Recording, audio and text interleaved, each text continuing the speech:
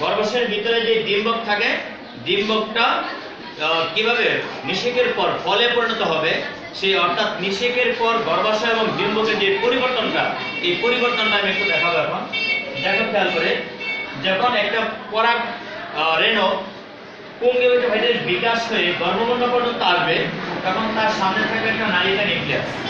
এই নালিকা নিউক্লিয়াসটা পরাগ নালীকে এবং ডিম্বক রন্ধ্রকে যখন গলিয়ে দিবে, তখন একটা শুক্রাণু একটা ডিম্বাণুর সাথে নিষিক্ত হবে, এটা হবে নিষেক বলা হবে এটাকে।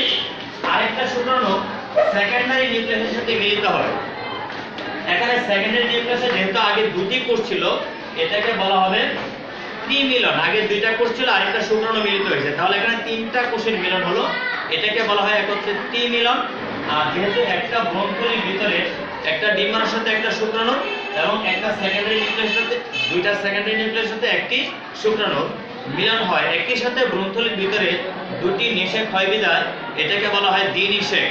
কি বলা হয়? দ্বিনিষেক। আর এখানে তিনটা কোষের মিলন হয় বিধায় এটাকে বলা হয় ট্রিপল ফার্টিলাইজেশন বা ত্রিমিলন।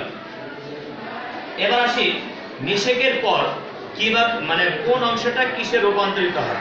নিষেকের পর এখানে যে ডিম্বাণুটা দেখতে পাচ্ছি, সেই ডিম্বাণুটা থেকে ভ্রূণ হবে, সহকারী কোষগুলো নষ্ট হয়ে যাবে, সেকেন্ডারি নিউক্লিয়াস থেকে বীজের শ্বাস বা শস্য তৈরি করবে, প্রতিপাদক কোষগুলো নষ্ট হয়ে যাবে, এখানে যে নিউক্লিয়াসগুলো আছে ভ্রূণপোষক টিস্যু এগুলো নষ্ট হয়ে যাবে।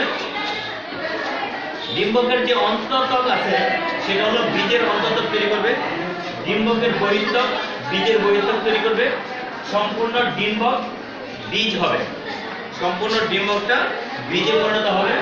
ডিম্বকের যে নাভি, এটা বীজের নাভি তৈরি করবে, বীজ নাভি।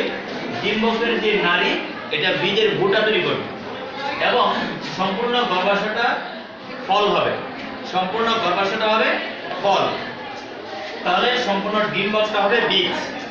এভাবে নিষেকের পর একটি গর্ভাশয় ফলে পরিণত হয় এবং একটি ডিম্বক বীজে পরিণত হয়। ধন্যবাদ সবাই।